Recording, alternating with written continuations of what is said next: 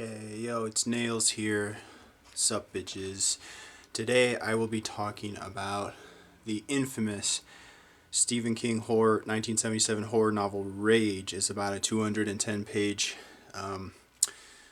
relatively quick read here. And so this book was infamous for being banned by. It's a story about a school shooter, an extremely angry, relatively evil teenage boy who decides to get revenge and do the thing and shoot up a school.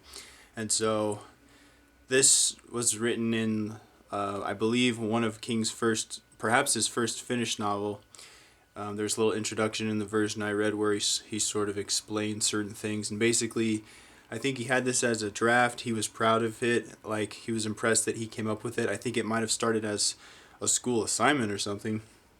And he evolved it into a novel that he had on the side, and I think he presented to some of his original publishers and they didn't really want it.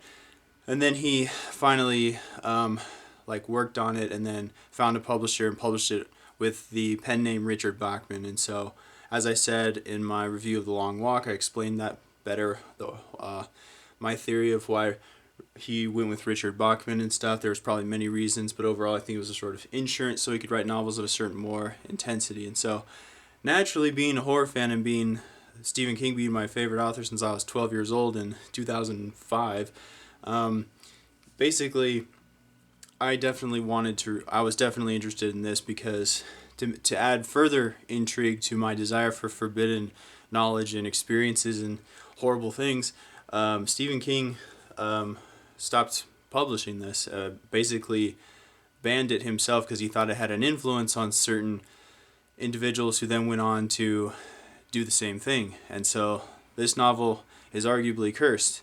And I know that I don't even know if I should be talking about it because I don't like how it's sensationalized. Other YouTubers who have more showmanship and with criticism than myself have already said enough about that. If you're interested, look at those videos. What I'm going to do is my personal review with my genius experience that the whole world needs to hear.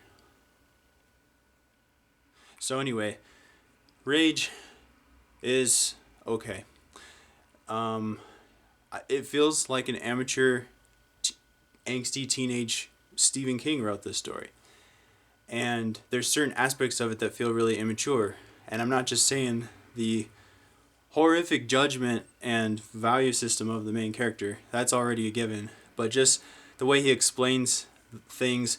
And basically, the book has an empathetic look towards a lot of more or less universally felt negative feelings that a lot of people, particularly men, go through in that age where the pressures of society are coming and people have confusion about their future as well as raging hormones and social and peer pressure to perform and stuff. And so basically the story is somewhat sympathetic by analyzing the victimhood and the innocence of this character who is abused and other things that ultimately led him to get revenge. And it makes the argument that rage is like not literally a demon, but more or less like a demon in that it controls him, and there's an innocent aspect of him that's just trying to communicate.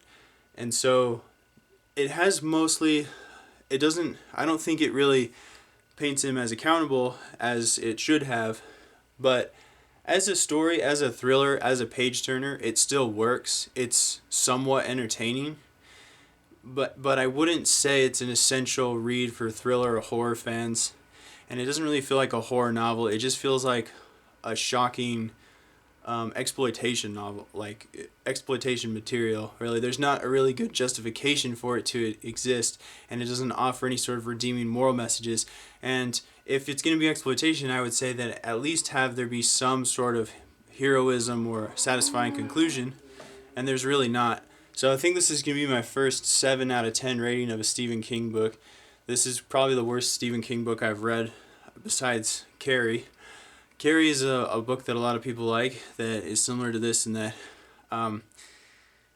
only really these days Stephen King purists would read Rage, and almost nobody knows about this anymore because it's since been canceled by the author himself as well as many other people. Which is what led me to want to read it more, and a lot of other Stephen King purists. But like Carrie, it's just kind of doesn't offer any sort of story content or heart or humanity or redemption. It doesn't have it has a very dark ending, and it just comes off as just spiritually diseased and unsatisfying and unpleasant. If you're one of those rare corrupted in spirit horror fans, you might enjoy this type of thing. But if that's you, you ain't headed anywhere good, my friend. So I can't really recommend Rage to anyone. And that makes it sound like it's more intense or more interesting than it actually is. It's really not. The best redeeming quality of Rage is, like all of Stephen King's book, even at such a young age when he wrote this, it's just amazing how immersive it is for being just having really strong, realistic dialogue and everything about it, the character and the world, it's so well realized. It's such a simple story with a simple plot that's totally brutal and totally shocking and depressing and horrible. And, but all of the interior thoughts and explanation and backstory when the character holds his classroom at gunpoint in high school. He's a high school kid and is basically telling his story. At this point, he's gone. It's a rare setting that you feel like you're witnessing something truly eye-opening that feels like it happened. It feels like somebody is writing an eyewitness account but narrating it from the third person instead of the first person. It feels like another reality. And so the strength of the story is in, as usual, the execution, the delivery, and that can have moments of overall adrenaline that makes you want to know what happens next. So the act of reading itself is fun. The ride is more fun, however, than the destination in this case. Similar things could be said with a lot of Stephen King novels, but I typically enjoy the ride more than the destination anyway. I don't particularly regret not reading this book because, I mean, it was kind of interesting and it was kind of fun, and it sort of serves as just a very mild cautionary tale of, it sort of, I don't know if the book did this intentionally, but a lot of the reason for the rage of the main character is that he is embarrassed by society and he's not hitting a lot of social benchmarks, and a lot of that is because of just the talk, like, I hate the term toxic masculinity, but I don't know what else to use. In this case, there's some aspects as it applies to men judging men. There is such a high expectation, and more so in like that part of the 20th century and in the 70s, in certain, I would say, more rural blue collar towns and stuff, which makes up the bulk of America, which is more or less not represented in mass media or fiction often. Stephen King, having a very, earthy blue collar background in general, just kind of like an everyman underdog story. If you know his story of how he got started, not to say he didn't become educated and so on and become an inspiration, of course, but I think there's a degree of just innate and born talent of creativity in that man. It wasn't entirely willpower, but there was willpower and work ethic there that led him to have such a big voice that I think has carried a long-term influence on the whole world. I mean, that's pretty obvious. He's one of probably the best-selling author in America in the last 5 decades or so. And so anyway, the social pressures that he's not living up to, and it just exposes through the example of his suffering and him losing his mind and going over the edge and having other mental issues that play in and out of this, which is not so much familiar to real life, but it's somehow believable just because of the sheer talent and creativity of King and so on. And so that inadvertently exposes the suffering and the frustration of this character, exposes a lot of cultural flaws in society.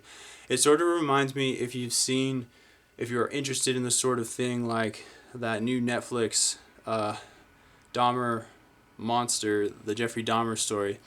I thought that was I was a big fan of that show, and I thought it was very interesting in studying the relatively accurate, minus a few sensationalized commercial type aspects, giving a very realistic take on the failures of culture and society that helped Dahmer become Dahmer in the bad sense. And so that is definitely interesting and will stay with you, and that makes it sort of worthwhile. But I wouldn't call this an essential read by any means, and just there's very little joy in it. And although there's a compulsion as a thriller to get to the end, it's not as strong as most thrillers I've read. It's kind of like, I'd say, passable. I would say that this is good filler to fall back on if you've got nothing better to read and you're bored. A 7 out of 10, and not terribly shocking compared to other things that are in Stephen King books. And so the slight lack of accountability of, you know, the horror that this young man is subjecting everybody to is not as bad as a lot of people say it is, but it's definitely a turn off to the story. I'm the kind of person, I speak only for myself, where nothing can really offend me if it's fictional or if it's an art, because to me that's not real. I understand that anything can serve as entertainment depending on how you look at it. And so a lot of people who take stories and fiction too seriously might get offended at something like this. I particularly don't, but I'm throwing that out there as a caution for people who might. So I can understand why back in the day, because it's so powerfully written and believable, this book may have influenced certain people to do bad things, but more likely, if at all, felt more comfortable to do similar crimes, which is, you know, unspeakable and unforgivable, but them, not the author. But that's still a theory. Nobody knows just if that actually helped people carry out those crimes or feel more comfortable doing so, but there were some correlations, so it's more likely that it did. And so anyway, it's not terrifying or very suspenseful in my opinion, so much as it was shocking and brutal and immersive and slightly insightful into aspects of the negative side of culture in that time that still carry on today. And so yeah, I give Rage a solid 7 out of 10. It'll probably be the lowest score of any Stephen King book I ever rate. I would say it's slightly worse than Carrie. I think Carrie, I'm going to talk about Carrie later. Personally, I think Carrie is the same vein of horror. It's more of so like, it's not horror like other Stephen King books. This book and Carrie is not horror like other Stephen King books, where there's some sort of redeeming story and with some amount of moral integrity with heart that contrasts the horror to make the threat more of an adventure and fighting and confronting evil that at certain times may win and kill likable characters, for example, or gain certain victories. And there's this back and forth good and evil, like in so many of King's other books, like Salem's Lot or It or The Shining or the Dark Tower series or Pet Sematary or like or Misery or a lot of those other books that I think are horror masterpieces, because they're not just great horror, they're great stories, and they're kind of pretty much mix several genres. And so, but Rage and Carrie and in some ways The Long Walk are all just kind of one note pure evil books that don't have any real redemption. They're just shocking, and they were some of Stephen King's earliest books, and I think he wrote them to get to make a name for himself and get attention, and he did so by using a little exploitation. I wouldn't call them pure exploitation stories, because people can draw meaning through reinterpreting, like through symbolism, and they are very memorable because they're so simple. Like all of Stephen King's imaginative plot and or magic systems are very simple, but the style and the execution is just so good from his sheer passion for the craft, which probably stimulated his writing ability, that I heard a YouTube comment with a lot of likes years ago, and I don't know why I remember these stupid little mundane things, but some guy said I would pay money to read his shopping list, and that's the mark of a true artist of writing. So Stephen King's, you know, sensational for a reason. It's because somehow he knows how to write immersive fiction. And so it doesn't, a lot of times he can make entertainment out of nothing. There's a lot of like moments of Deadwood in his books, sections that it's similar to like Dostoevsky. There's like monologues or descriptions and tangents, brief ones interspersed, not so much lengthy ones like Dostoevsky, but similar in the way of being not directly connected from moment to moment plot and build up and suspense, like, and then this happens and then this happens, and all of that arguably indulgent deliberation of reality and is building up the immersion by providing a grounded sense of weight to the world that immerses you more and more, and that's like a trick that's being played on you in the background. And so Rage definitely has that, Carrie definitely has that. So if you love just to be immersed and you like to pass the time with escaping into something believable, which I think is the most, personally, I think that's the most important quality for any book, any fiction book. And you'd be surprised at how many fiction books out there and how many so-called professional authors in their entire bibliographies think that they've accomplished this. And in my opinion, they really don't. And there's for every book, even a book that is like not very good in comparison to the author's other works, like Rage, it's still compared to most other books in the world that think that they're good novels. Rage is a good novel and they're not. Rage is probably still in the 99th percentile. So it isn't so much that Rage is perfect or great or sensational, it's just that there's not that many good, believable, immersive novels that have any sort of pulp or suspense out there. Truly, when you look at it quantitatively, like as numbers and percentages and so on. And this is an ongoing theory of mine, and it's just a theory. It's something that I've noticed a trend and it hasn't slowed down. I keep getting more evidence for this. So anyway, if you have a lot of patience, I would definitely recommend this book as an entertaining read, but there's nothing truly redemptive or inspiring. There's no moral to justify the exploitative material, the shock factor of the violence and so on, and the other gross things in the book that you'll discover. But it's interesting, and so I have to. That's why I give it 7 out of 10, because it passes, it succeeds. I look at it as the same way the traditional American public school academic system would assign worth or quality to things, like a grading scale. Like 70, if it's above 70%, you pass. That's how my high school did it. If it's below that, you fail. And so for me to give a book anything underneath a 7 is, to me, that's just how my rating system works. It wouldn't be particularly nice. And it takes a lot for me to hate a book. I tend to be an optimist and focus on what a book does have to offer. I don't want people to think I'm not a serious critic. I am. I just want people to understand how I rate books, and the scale actually matters to me, and there's reasons for it. So sorry for the lengthy description. It's a short book. It did not particularly deserve this long or detailed of a video.